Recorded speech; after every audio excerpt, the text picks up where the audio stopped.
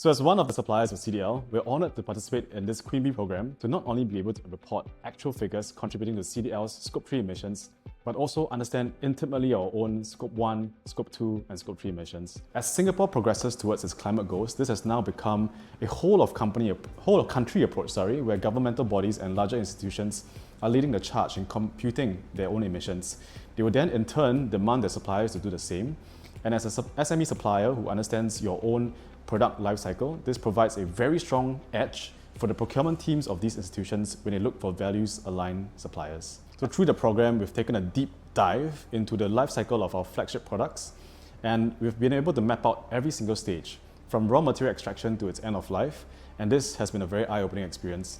It gave us the clarity to see what real changes could be made.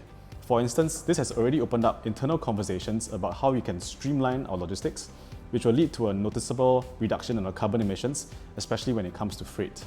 On top of that, we've also been able to chart our own decarbonisation path, and the one-on-one advisory sessions in the Queen Bee program have been particularly impactful.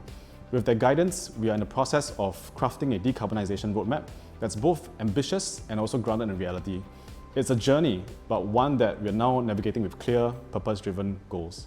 We now regularly track our sustainability metrics, be it from the consumption of purchases to the consumption of power. And this has engendered a culture of conscious consumption whenever we trigger a purchase order. Oftentimes, people talk about sustainability without understanding what it is exactly, but having a commonly accepted rubric acts as a strong rudder for everyone to speak the same language. GGC could easily have just deployed their consultants to do up the report for us, but the most sustainable approach, and how they have done it interestingly, is to teach us how to do this ourselves instead. So this knowledge can then be used for future products that we develop on an ongoing basis. In learning how to fish instead of giving us the fish, we can now feed ourselves forever.